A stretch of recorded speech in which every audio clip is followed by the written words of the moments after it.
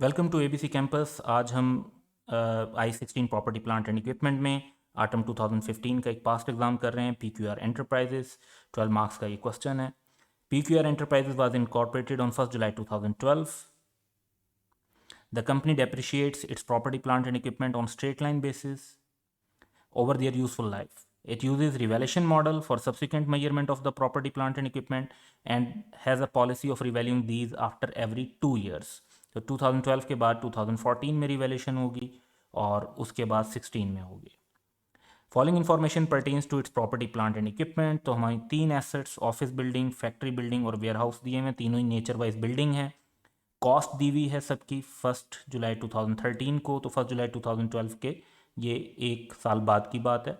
और इस दिन की रिटर्न डाउन वैल्यू भी दी हुई है। तो बेसिकली ये शायद हमने पहले ख़रीदा होगा 1 जुलाई को, वही कॉस्ट नेक्स्ट ईयर में भी शो हो रही है और रिटर्न डाउन वैल्यू जो है वो नेट ऑफ डेप्रिसिएशन शो हो रही है। फिर क्योंकि 2 ईयर्स गुजर गए थे तो value determined by professional valuer in 2014 given है। Useful life in year given है, ओरिजिनल एट एक्विजिशन जो थी, और रिमेनिंग। अच्छा, यहाँ पर जो ये अमाउंट है इसको हम क्वेश्चन को कॉन्सेप्चुअली करेक्ट रखने के लिए हम चेंज कर रहे हैं इस वर्डिंग को कि ये होना चाहिए कि जो यूजफुल लाइफ रिवाइज हुई ड्यूरिंग 2015, ताकि क्वेश्चन के अंदर इस क्लैरिटी के साथ इसको सॉल्व किया जाए। और सजेस्टेड आंसर भी बेसिकली इसी बेस पर सॉल्व हुआ है, तो इसको हम फॉलो करेंगे। During the year there were no additions और डिलीशंस, तो ये बात आसान हो गई। As per policy PQR transfer the maximum possible amount from the revaluation surplus to retain earnings on an annual basis. तो इंक्रीमेंटल डेप्रिसिएशन का ट्रांसफर भी करना है हमने, और नेसेसरी जर्नल एंट्रीज की रिक्वायरमेंट है फॉर 2 ईयर्स 2014 एंड 15। हमारे पास जो इनिशियल अमाउंट दी हुई हैं वो हमें दी हुई हैं 2013 के स्टार्ट की, यानी यहाँ से ही हमने आगे लेकर चलना है।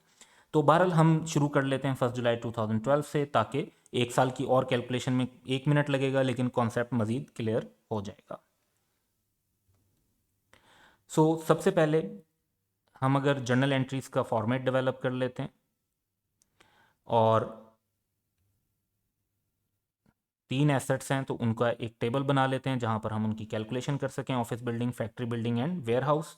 और 1 जुलाई 2012 को कॉस्ट जो क्वेश्चन में गिवन है 6000, 4400 एंड 4500, वो हम यूज़ करेंगे। अब हम डेप्रिसिएशन चार्ज करते हैं 2013 की। ये ऑलरेडी चार्ज हुई है, हमें ये रिकॉर्ड नहीं करनी, लेकिन 6000 का एसेट, 12 ईयर्स की लाइफ जो ओरिजिनल लाइफ थी, फिर 10 ईयर्स की लाइफ एंड देन 10 ईयर्स की लाइफ। तो इस बेसिस पर डेप्रिसिएशन हमने चार्ज की। 2014 में भी इसी बेसिस पर डेप्रिसिएशन चार्ज होगी, सेम अमाउंट्स होंगी, सेम वे में कैलकुलेशन होगी। और ये जो तीनों डेप्रिसिएशन हैं ये मिलाकर बनती हैं 1390। तो हमें 2014 और 15 की एंट्रीज करनी है, तो हम पहली एंट्री इस डेप्रिसिएशन की करेंगे। तो 2014 में डेप्रिसिएशन डेबिट और accumulated depreciation of each asset credit by the respective amount, तो टोटल 1390 से हमारा डेप्रिसिएशन एक्सपेंस रिकॉर्ड हो जाएगा। अब हम क्वेश्चन में अगर आगे चलते हैं तो जो नेक्स्ट स्टेप है वो हमें ये नज़र आता है कि रिवैल्यूएशन हुई है 30 जून 2014 पे, और हमें रिवैल्यूड अमाउंट जो हैं वो भी गिवन है। तो अब हमें अपने क्वेश्चन के अंदर जो रिवैल्यूएशन के इम्पैक्ट्स हैं उनको कंसीडर करना है। 30 जून को सारी डेप्रिसिएशन के बाद हमारे एसेट्स जो हैं वो 53,3520 और 3600 पे शो हो रहे हैं, लेकिन ये रिवैल्यूएशन से पहले वाली अमाउंट है। रिवैल्यूड अमाउंट जो क्वेश्चन में गिवन है वो 5750, 3320 एंड 3350 गिवन है। और इससे हम डिफरेंस निकालते हैं तो हमारे पास रिवैल्यूएशन का इफेक्ट आ जाता है। एक एसेट पर गेन है और 2 एसेट्स में लॉस है, तो गेन और लॉस आ गया। लेकिन गेन आए या लॉस आए, दोनों में जो पहला स्टेप होता है वो होता है एक्यूमुलेटेड डेप्रिसिएशन को एलिमिनेट करने का। तो अब तक जो टोटल एक्यूमुलेटेड डेप्रिसिएशन है, फर्स्ट एसेट पे 1000, सेकंड एसेट पे 880 और थर्ड एसेट पे 990। तो एज अ फर्स्ट स्टेप हम इस एक्यूमुलेटेड डेप्रिसिएशन को एलिमिनेट कर देंगे, तो हर एसेट की एक्यूमुलेटेड डेप्रिसिएशन डेबिट और रिस्पेक्टिव एसेट क्रेडिट हो जाएगा अमाउंट से। अब जब एक्यूमुलेटेड डेप्रिसिएशन एलिमिनेट हो जाएगी तो गेन रिकॉर्ड करना है। तो 750 का जब गेन रिकॉर्ड करेंगे तो office building debit and gain record होगा अदर कंप्रीहेंसिव इनकम में। उसके बाद इन दोनों एसेट्स को जिन पे लॉस आया है 200 और 250 का, तो 450 का लॉस रिकॉर्ड करेंगे और रेलिवेंट एसेट को क्रेडिट कर देंगे।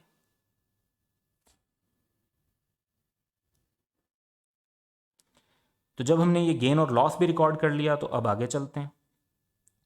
अब 2014 तक की तो हमारी अकाउंटिंग कंप्लीट हो गई। 2015 में अब लाइफ चेंज हो रही है और उस हिसाब से जो डेप्रिसिएशन है वो भी हमें चेंज करनी पड़ेगी, और सिर्फ डेप्रिसिएशन की एंट्री होनी है। और जब डेप्रिसिएशन की एंट्री होगी तो जिस एसेट पे सरप्लस होगा उसके इंक्रीमेंटल डेप्रिसिएशन की एंट्री को भी हमें कंसीडर करना होगा। तो उसकी तरफ चलते हैं। बस अब ख्याल ये रखना है कि हम अब प्रीवियस लाइफ को यूज़ नहीं करेंगे, 2015 में हम न्यू लाइफ को यूज़ करेंगे। सो ऑन दिस बेसिस जब हम डेप्रिसिएशन चार्ज करेंगे यूजिंग न्यू लाइफ, तो अब हमने 8 ईयर्स, 9 ईयर्स एंड 8 ईयर्स को रिस्पेक्टिवली यूज़ किया, और डेप्रिसिएशन की एंट्री हम स्ट्रेट फॉरवर्ड रिकॉर्ड कर सकते हैं, और एसेट की वैल्यू भी हमने फाइंड आउट कर ली। तो depreciation expense debit, accumulated depreciation of each asset individually हमने क्रेडिट कर दी। अब इन दो एसेट्स के ऊपर तो लॉस था, तो इनमें तो इंक्रीमेंटल डेप्रिसिएशन का इशू नहीं है। जिस एक एसेट के ऊपर गेन था इसके ऊपर इंक्रीमेंटल डेप्रिसिएशन का इशू आएगा। अब इंक्रीमेंटल डेप्रिसिएशन का इशू ये आएगा कि अगर ये एसेट रिवैल्यू ना हुआ होता तो ये 5000 का शो हो रहा होता, और इस पर 5000 की बेस पर अगर डेप्रिसिएशन चार्ज करते तो वो बनती हमारी 625। तो एक तरीक़ेकार तो ये है कि हम 719 और 625 को डिस्ट्रीब्यूट कर लें। दूसरा तरीक़ेकार ये है कि हम 750 को रिमेनिंग लाइफ पर डिस्ट्रीब्यूट कर लें। तो दोनों मेथड से अगर आप आंसर निकालते हैं तो वो आपके पास आ रहा है 94 की इंक्रीमेंटल डेप्रिसिएशन। तो इंक्रीमेंटल डेप्रिसिएशन की जो एंट्री है that is revaluation surplus to retain earning, तो ये हम ट्रांसफ़र रिकॉर्ड कर देंगे, और ये सिर्फ एक एसेट से रिलेटेड हमें रिकॉर्ड करना होगा। तो ये हमारे जो क्वेश्चन की रिक्वायरमेंट थी कि 2014 एंड 15 की एंट्रीज पास करें, वो कंप्लीट हो गई।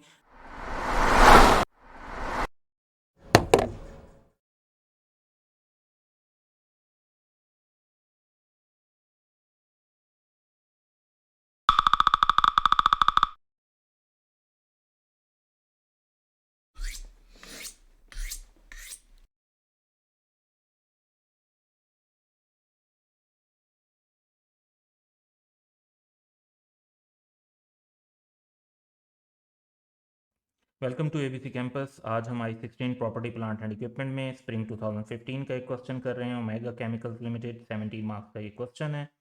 On 31 December 2013, Omega Chemicals Limited changed its valuation model from cost to revaluation for its buildings. The following information pertains to its buildings as at 31 December 2013. तो जब first time वो revaluation कर रहे हैं तो उस दिन का डाटा गिवन है। एस्टिमेटेड यूजफुल लाइफ जो ओरिजिनली एस्टिमेट हुई थी that was 20 years and 25 years. Cost given है हमें जो रिवैल्यूएशन से पहले, और एक्यूमुलेटेड डेप्रिसिएशन गिवन है।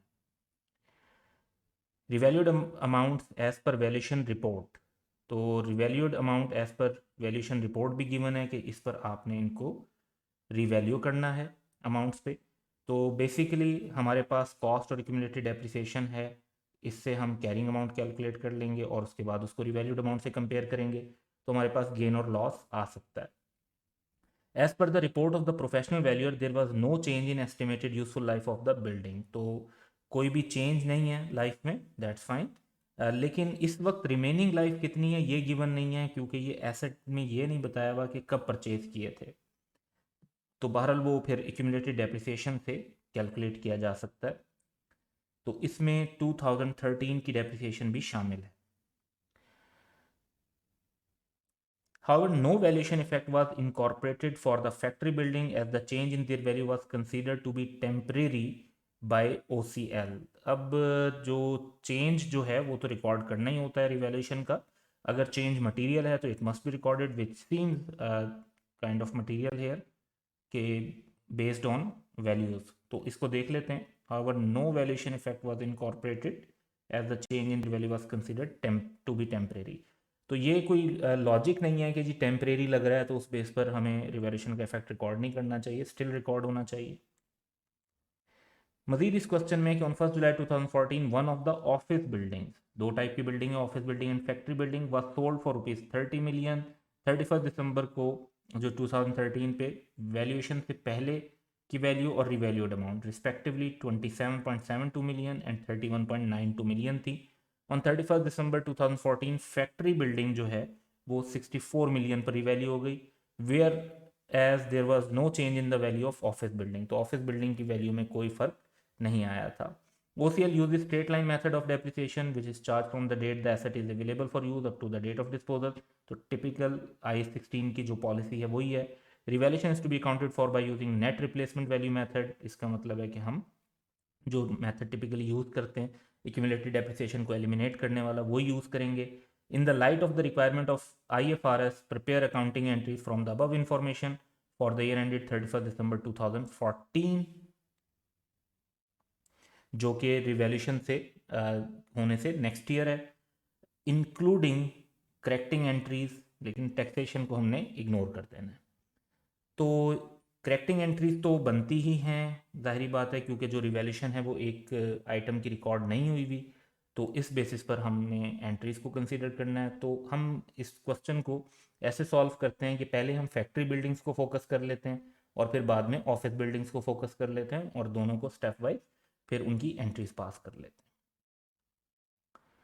तो सबसे पहले फैक्ट्री बिल्डिंग को फोकस करते हैं। तो जो रेलिवेंट इंफॉर्मेशन हमारे पास इस सिलसिले में है वो ये है कि फैक्ट्री बिल्डिंग जो है उस पर वैल्यूएशन का इफेक्ट रिकॉर्ड नहीं किया गया। अब वैल्यूएशन का इफेक्ट रिकॉर्ड करने के लिए जो हमें टिपिकल वैल्यू चाहिए, कॉस्ट और क्यूमुलेटेड डेप्रिसिएशन, इससे हम नेट कैरिंग अमाउंट कैलकुलेट कर लेंगे। तो इन दोनों की जो नेट है वो आ जाएगा हमारे पास 62.50 और फिर हमने इसको वैल्यू करना है 52 पर।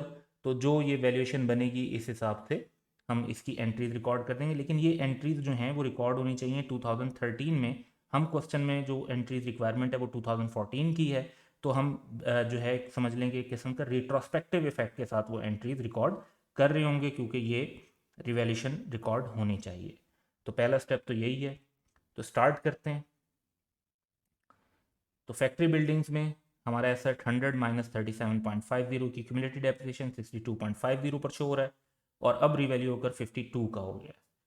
तो इट मीन्स के वैल्यूएशन जो है वो डिक्लाइन शो कर रही है 10.5 का, 10.5 से डेफिसिट है। तो हमारी एक एंट्री तो होगी एक्यूमुलेटेड डेप्रिसिएशन को एलिमिनेट करने के लिए डेबिट करेंगे और फैक्ट्री बिल्डिंग को क्रेडिट करेंगे, और दूसरे स्टेप में ये लॉस रिकॉर्ड कर लेंगे। ये लॉस रिकॉर्ड होना चाहिए प्रॉफिट और लॉस में, लेकिन क्योंकि हम बैक डेट में एंट्री कर रहे हैं 31 दिसंबर में, तो प्रॉफिट और लॉस के बजाय ये इफेक्ट अब चला जाएगा रिटेन अर्निंग के ओपनिंग बैलेंस में। तो रिटेन अर्निंग को डेबिट कर दिया, यानी ये बेसिकली प्रॉफिट और लॉस का इम्पैक्ट है, लेकिन क्योंकि लास्ट ईयर है तो प्रॉफिट और लॉस के बजाय रिटेन अर्निंग्स के अंदर इफेक्ट जाएगा। अब जब ये हमने इफेक्ट रिकॉर्ड कर लिया तो नेक्स्ट फैक्ट्री बिल्डिंग के बारे में जो इन्फॉर्मेशन है उसको देखते हैं। तो फैक्ट्री बिल्डिंग के बारे में जो इन्फॉर्मेशन है उसमें हमें ये नहीं पता कि रिमेनिंग यूजफुल लाइफ कितनी है, and we need to calculate the remaining useful life ताकि हम इस एसेट की प्रॉपर डेप्रिसिएशन कैलकुलेट कर सकें। और इस एसेट की अगर हम प्रॉपर डेप्रिसिएशन कैलकुलेट करना चाहते हैं तो रिमेनिंग यूजफुल लाइफ कैसे कंप्लीट कैलकुलेट होगी। तो उसका एक स्ट्रेट फॉरवर्ड तरीका ये होता है कि आप शॉर्ट कैलकुलेशन भी कर सकते हैं। यहाँ पर मैं थोड़ा सा ज़्यादा एक्सप्लेन कर रहा हूँ इसको। तो आप एनुअल डेप्रिसिएशन कैलकुलेट करें, यानी जैसे ये 100 है तो एक शॉर्ट भी कर लेते हैं। 100 डिवाइड बाय 20 ईयर्स, ये आ जाएगा 5।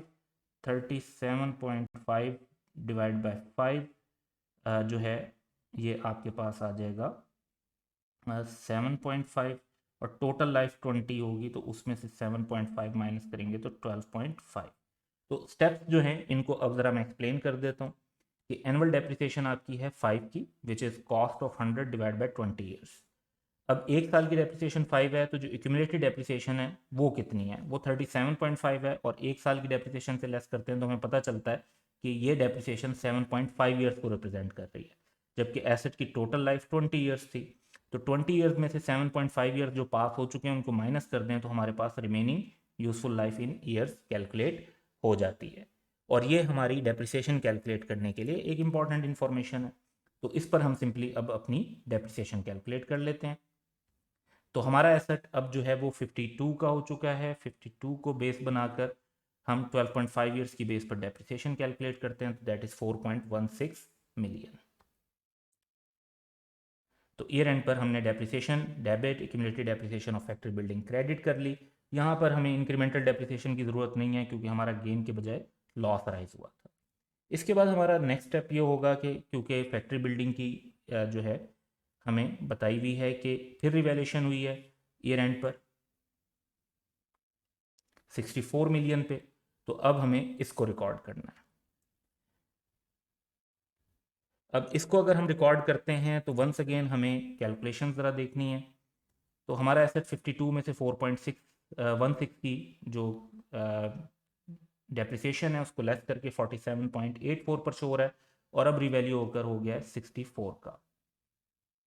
सो इट क्लियरली शोज कि हमारे पास जो गेन आ रहा है दैट इज 16.16। अब हमने लॉस जो पहले रिकॉर्ड किया था प्रॉफिट और लॉस में वो 10.5 किया था, लेकिन अब हम रिवर्स कितना कर सकते हैं वो हमें देखना होगा। तो हमने जो प्रीवियस लॉस रिकॉर्ड किया दैट वाज 10.5। हमारा डेप्रिसिएशन का डिक्रीज कितना है? डेप्रिसिएशन का डिक्रीज जो है, पहले हमारी डेप्रिसिएशन चार्ज हो रही थी 100/25 की, और लॉस के बाद वो चार्ज होने लग गई 4.16। तो 0.84 से हमारी डेप्रिसिएशन जो है वो कम रिकॉर्ड हुई ड्यू टू लॉस। और इसका मतलब है कि हम जो लॉस रिवर्स कर सकते हैं वो इन दोनों वैल्यूज़ का नेट है दैट इज़ 9.66। तो प्रॉफिट और लॉस में जो रिवर्सल होगा वो तो होगा 9.66 का। तो बाकी अमाउंट कितनी बचती है? बाकी अमाउंट बचती है 6.5, और ये जाएगी फिर अदर कंप्रीहेंसिव इनकम में। तो सिंपली हम एक्यूमुलेटेड डेप्रिसिएशन को एलिमिनेट करेंगे 4.16 की। Accumulated depreciation debit, asset credit और फैक्ट्री बिल्डिंग, और दूसरे नंबर पे फिर फैक्ट्री बिल्डिंग को डेबिट कर देंगे 16.16 से, और उसका इफेक्ट जाएगा प्रॉफिट और लॉस में रिवर्सल 9.66 और अदर कंप्रिहेंसिव इनकम में 6.5। तो फैक्ट्री बिल्डिंग की जो हमारी अकाउंटिंग है वो कंप्लीट हो जाती है। तो अब हम चलते हैं नेक्स्ट। ऑफिस बिल्डिंग को अगर हम देखते हैं तो ऑफिस बिल्डिंग में भी हमें जो वैल्यू चाहिए वो चाहिए कि रिमेनिंग यूज़फुल लाइफ कितनी है।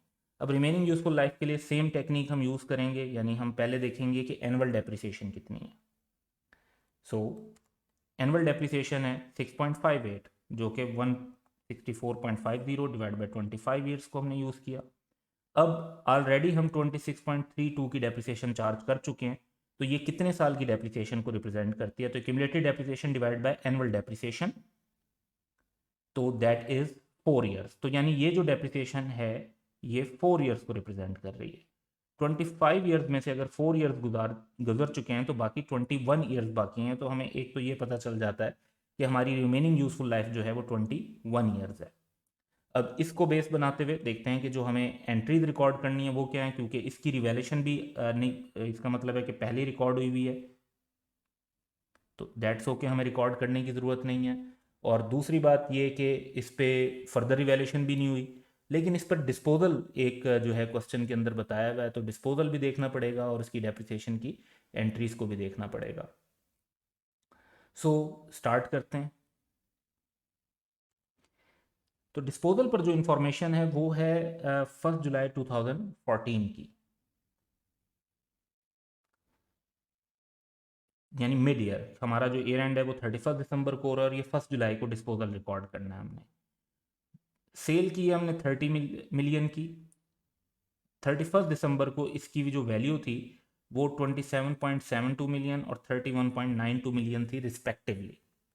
सो इट शोज के जो हमारा एसेट है वो रिवैल्यू भी हुआ था। अब यहाँ पर एक इम्पॉर्टेंट बात है कि हमें पहले इस का डिस्पोजल रिकॉर्ड करने से पहले इसकी रिकॉर्ड करनी चाहिए डेप्रिसिएशन डिस्पोज्ड एसेट की।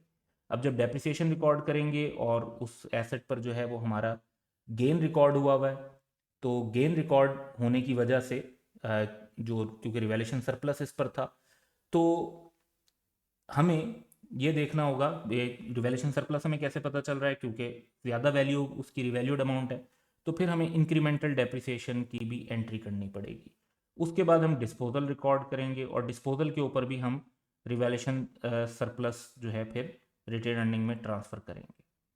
तो ये 4 एंट्रीज हमारी बन जाएंगी जिन्हें हमने इसमें स्टेप बाय कैलकुलेट करना है। तो स्टार्ट करते हैं। ये वैल्यू जो है ये इंपॉर्टेंट है कि ये रिवैल्यू होकर इस वक्त 31.92 पर शो हो रही है, और इसकी प्रीवियस वैल्यू जो थी वो 27.72 थी, and we know that remaining useful life is 21 years. So सबसे पहले हमें एंट्रीज पास करने के लिए ऑफिस बिल्डिंग्स पर हमें चाहिए कि हम देखें कि डेप्रिसिएशन कितनी बनती है।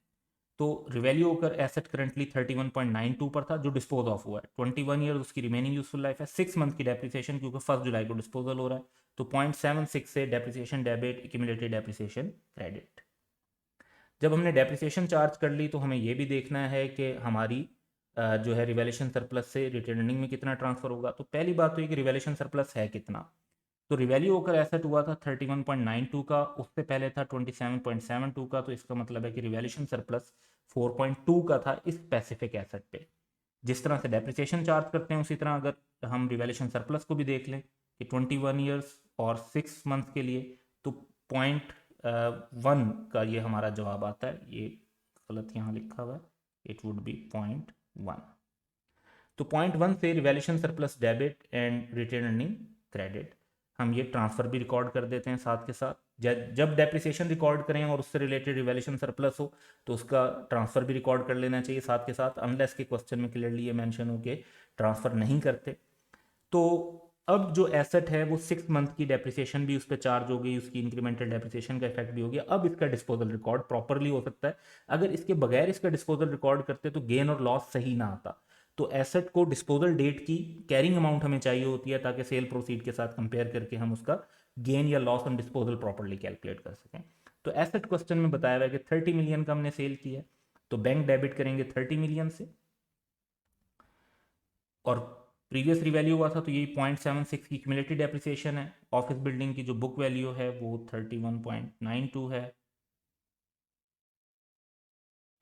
तो जो डिफरेंस आएगा as a balancing figure that is loss on disposal.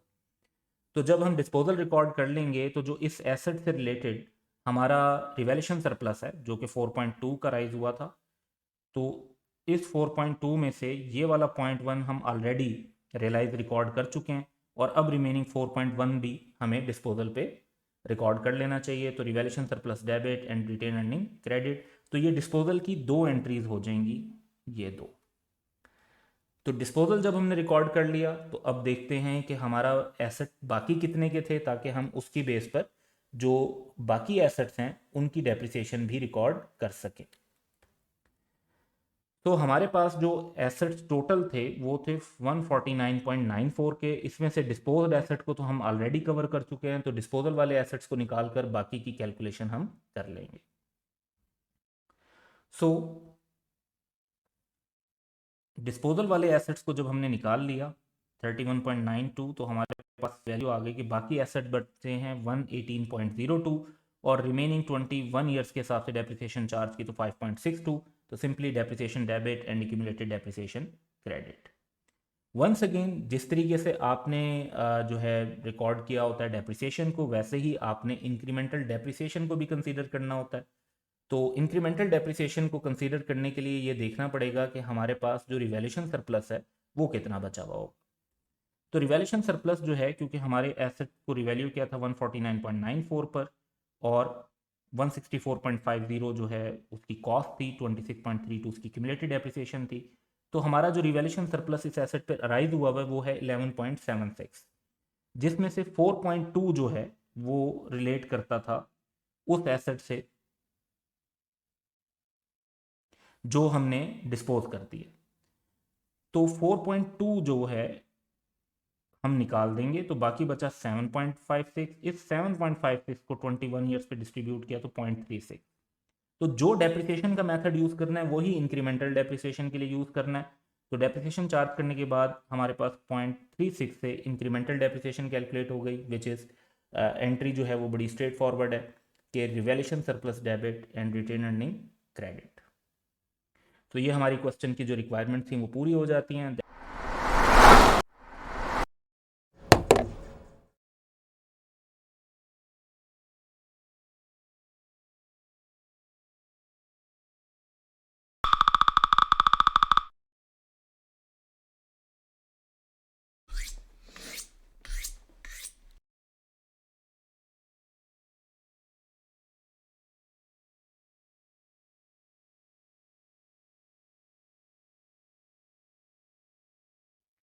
Welcome to ABC campus. आज हम i16 property plant and equipment में स्प्रिंग 2019 का पास्ट एग्जाम कर रहे हैं। पियानो लिमिटेड 16 मार्क्स का क्वेश्चन है। तो following information pertains to Piano Limited. हमारे पास दो एसेट्स हैं, plant and equipment. Acquisition date पर हमें बताया हुआ है कि डेट क्या थी, जिसमें से ये 2015 के स्टार्ट में लिया गया और ये मिड में। Cost, estimated useful life, residual value, एक की 60 मिलियन है, एक की नील है, दोनों का मेथड स्ट्रेट लाइन है। तो एक्विजिशन इन्फॉर्मेशन गिवन है। उसके बाद 31 दिसंबर 2016 को रिवैल्यूएशन हो रही है, और रिवैल्यूएशन के साथ साथ जो इस क्वेश्चन में इंपॉर्टेंट बात है वो ये कि रेजिडुअल वैल्यू भी चेंज हो रही है। तो पहले जो 60 मिलियन की रेजिडुअल वैल्यू थी वो अब 78 मिलियन हो गई। और फिर उसके बाद एक और रिवैल्यूएशन हुई है 31 दिसंबर 2018 को, और इसमें रिवैल्यूएशन के साथ साथ जो रेजिडुअल वैल्यू है वो भी चेंज हो रही है। तो क्वेश्चन की जो इम्पॉर्टेंट बात है वो ये है कि there is change in residual value along with the change in fair values. तो PL uses revaluation model for subsequent measurement and accounts for revaluation on net replacement value method, यानी हमें accumulated depreciation को eliminate करना है। There is no change in useful life of plant. The remaining useful life of equipment was estimated at 15 years and 10 years in 2016 and 18 respectively. तो equipment के अंदर useful life का change है और plant के अंदर रेजिडुअल वैल्यू का change है। तो चेंजेस इन एस्टिमेट को साथ के साथ कवर कर रहा है ये question along with revaluation. PL transfer maximum possible amount from the revaluation surplus to returning on annual basis, यानी इंक्रीमेंटल डेप्रिसिएशन हो या डिस्पोजल हो तो उसकी बेस पे हम ट्रांसफर रिकॉर्ड करेंगे। PL financial year ends on 31 December, which means कि इस पे फर्स्ट ईयर में हम फुल ईयर की डेप्रिसिएशन और इसमें 6 मंथ को जहन में रखेंगे, और उसके बाद एनुअली होगी। तो डिस्पोजल वगैरह तो कोई और रिकॉर्ड नहीं हो रहा। जो तीन मेन इश्यूज हमें नज़र आ रहे हैं वो ये हैं कि रिवैल्यूएशन हो रही है प्लांट की और इक्विपमेंट दोनों की, और जो प्लांट है उसमें रेजिडुअल वैल्यू का चेंज आ रहा है और इक्विपमेंट के अंदर जो है वो यूज़फुल लाइफ का चेंज आ रहा है। तो इनको हम अब जो है रिकग्नाइज करेंगे वन बाय वन। तो क्वेश्चन की रिक्वायरमेंट क्या है? क्वेश्चन की रिक्वायरमेंट ये है, calculate depreciation on each asset for 2015 to 2018, यानी ये हमें 4 ईयर्स हैं जिनकी डेप्रिसिएशन कैलकुलेट करनी है। Prepare entries to record revaluation in 2018, entries to record depreciation, incremental depreciation, accumulated depreciation are not required. तो सिर्फ जो है आपने रिवैल्यूएशन की एंट्रीज जो हैं उनको शो करना है, जो गेन और लॉस की इवन उनका जो एलिमिनेशन ऑफ एक्यूमुलेटेड डेप्रिसिएशन भी शो ना करें। 2018 से पहले की एंट्रीज भी नहीं रिक्वायर्ड, यानी जो 2018 में रिवैल्यूएशन हुई है सिर्फ हमने उसको रिकॉर्ड करना है, तो स्ट्रेट फॉरवर्ड बन जाएगा। और ये भी 8 मार्क्स के लिए, तो टोटल 16 मार्क्स इस तरह से इस क्वेश्चन के बन जाते हैं। तो पहले पार्ट की तरफ फोकस करते हैं और डेप्रिसिएशन कैलकुलेट करते हैं। तो क्वेश्चन का डाटा सामने रखते हुए हम एक टेबल बना लेते हैं, सिंपली प्लांट एंड इक्विपमेंट को बेस करेंगे। और सबसे पहले हम कॉस्ट लिख लेते हैं, which is given 500 and 360 respectively. Next हमें डेप्रिसिएशन कैलकुलेट करनी है, तो डाटा हमें गिवन है जिसमें यूज़फुल लाइफ भी गिवन है और रेजिडुअल वैल्यू भी गिवन है। तो इस बेस पर हमने डेप्रिसिएशन कैलकुलेट कर ली 2015 की। अब जो चीज़ इंपॉर्टेंट है, आप देखें कि इक्विपमेंट में हमने 6 मंथ को यूज़ किया क्योंकि इसमें 1 जुलाई की डेट थी, और रेजिडुअल वैल्यू को माइनस किया प्लांट के अंदर क्योंकि उसमें गिवन है, और इक्विपमेंट में लेस नहीं किया क्योंकि इक्विपमेंट का जो रेजिडुअल वैल्यू थी दैट वाज नील। तो 1 साल की डेप्रिसिएशन के बाद जो हमारे पास एसेट है वो कितने का शो होगा? 456 एंड 345 रिस्पेक्टिवली। तो 2015 जो है वो हमने रिकॉर्ड कर लिया। अब 2016 भी जो है वो भी हम अकॉर्डिंगली रिकॉर्ड करेंगे, और इसमें 2016 में रेजिडुअल वैल्यू जो चेंज हुई, तो रेजिडुअल वैल्यू का चेंज को कंसीडर करना पड़ेगा, और साथ के साथ जो लाइफ थी वो 12 ईयर्स से हो गई 15 ईयर्स। अब इसमें कॉन्सेप्ट ये होता है कि अगर आपका एस्टिमेट चेंज होता है ईयर एंड पर, तो उसको साल के शुरू से इम्प्लीमेंट किया जाता है। तो एक तो ये होता है कि आप कहते हैं जी रिवैल्यूएशन की और उसके बाद रिमेनिंग यूजफुल लाइफ को जो है ना वो आपने एस्टिमेट किया कि जी वो बाकी क्या बच गई है या क्या है, तो वो एक अलग एस्पेक्ट है। लेकिन जो एस्टिमेट अगर ईयर एंड पर आपको पता चलता है तो फिर उस साल की जो डेप्रिसिएशन और सारी चीज़ें हैं वो उस हिसाब से ही कैलकुलेट की जाती हैं। तो हमें रिवाइज्ड एस्टिमेट को ही 2016 में इम्प्लीमेंट करना होगा, हालांकि जो हमें ये रिवैल्यूएशन है ये ईयर एंड पे दी हुई है, तो रिवैल्यूएशन हम ईयर एंड पे करेंगे, लेकिन जो एस्टिमेट्स हम यूज़ करेंगे डेप्रिसिएशन के लिए 2016 के थ्रू आउट द टाइम वो भी ये रिवाइज्ड एस्टिमेट यूज़ करेंगे। तो अप्लाइंग दैट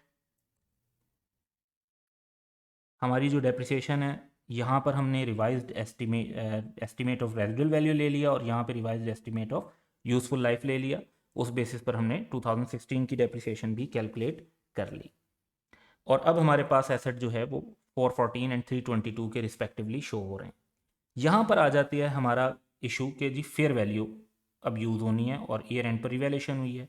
तो जो वैल्यूज़ हमें गिवन है वो हैं 526 एंड 280 मिलियन, और इसकी बेस पर इन दोनों फिगर्स का जो डिफरेंस होगा वो हमारा रिवैल्यूएशन का इफेक्ट है।